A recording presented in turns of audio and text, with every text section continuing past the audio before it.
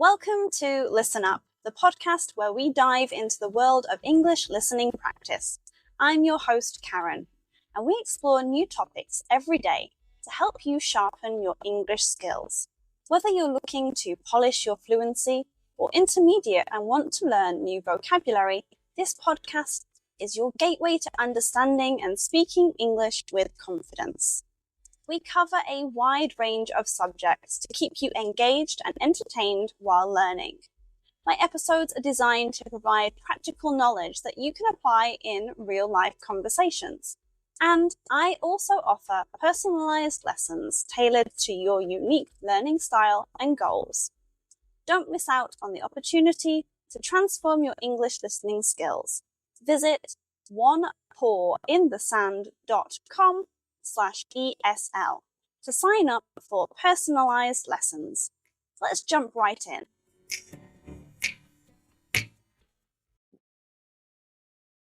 Today's episode is called Cooking Idioms.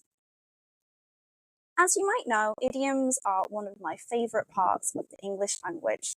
So today I thought we'd look at some related to cooking and food. Language, much like a recipe, is a blend of various ingredients. Cooking idioms and expressions in particular add a unique flavour to our conversations, infusing them with vivid imagery and cultural richness. These idioms not only reflect our universal experience with food, but also provide insights into the values and practices of different societies. Let's explore some common cooking idioms and their meanings, origins, and usage. 1. Spill the beans. This means to reveal a secret or share confidential information. The origin comes from ancient Greece. Here, voting was done by placing beans in a container.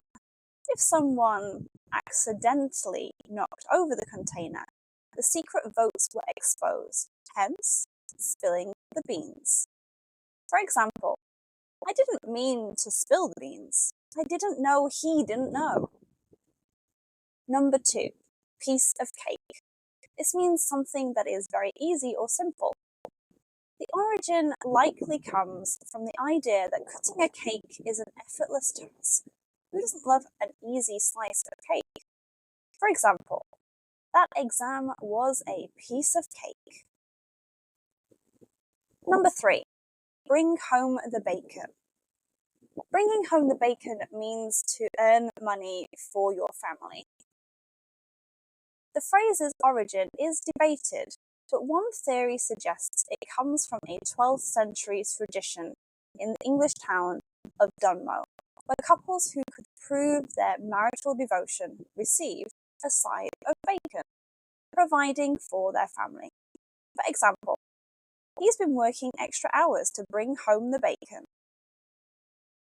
4. In a pickle. This means to be in a difficult or troublesome situation. In the past, pickling was a time-consuming process. Being in a pickle meant you were stuck in a situation that required patience and resourcefulness. For example, I got myself in a right pickle. I got all the threads tangled. 5. Take it with a grain of salt. When you take something with a grain of salt, you view it with skepticism.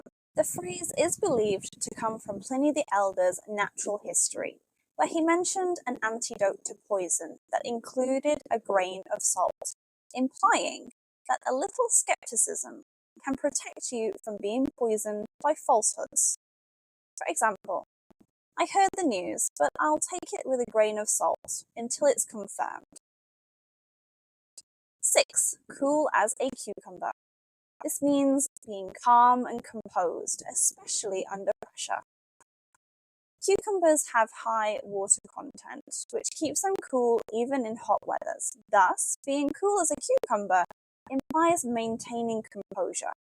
For example, he stayed cool as a cucumber, even when the presentation wouldn't load for the meeting. 7. Salt of the earth. This means a genuine, down-to-earth person.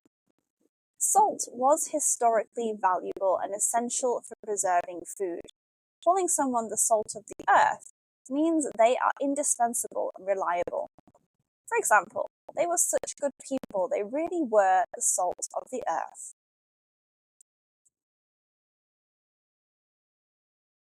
Chew the fat. To chew the fat means to chat casually.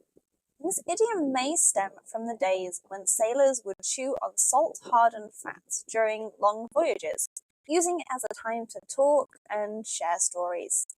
For example, we sat around the fire chewing the fat late into the night. 9. Put all your eggs in one basket. This idiom means to risk everything on a single venture. Its origin is straightforward. If all your eggs are in one basket and you drop it, you lose everything. For example, investing all your savings in one stock is like putting all your eggs in one basket. 10. Butter someone up. This means to flatter or be excessively nice to gain favour. The origin comes from medieval times, where butter was a luxury. People would literally butter up their guests to show hospitality and win their goodwill. For example, he's always trying to butter up the boss. 11. Cry over spilt milk. This means to lament something that cannot be changed. Once the milk is spilt, it's impossible to put it back in the container, so there's no use crying about it. Move on. For example, I know you didn't mean to break my phone, so there's no use in crying over spilt milk now. 12. Too many cooks spoil the broth. This means that when too many people are involved, things can go wrong. This proverb dates back to medieval kitchens, when too many cooks could indeed ruin a pot of broth. For example, leave and let me get on with this. You know too many cooks spoil the broth. 13. The proof is in the pudding. This means that the real value or quality of something is evident through experience. Originally, proof referred to testing the alcohol content in spirits. The phrase emphasizes that results matter more than promises. For example, it looks great, but the proof is in the pudding. Does it work? Cooking idioms and expressions are not just about food, they enrich our language, making it more colourful and relatable. Each idiom carries a story, a piece of history, or a cultural practice that connects us to our past and to each other. Next time you use one of these expressions, savour the linguistic flavours and the stories they bring to your conversations. Follow me on YouTube for more fun idioms that you can sprinkle into your conversations to sound more like a local.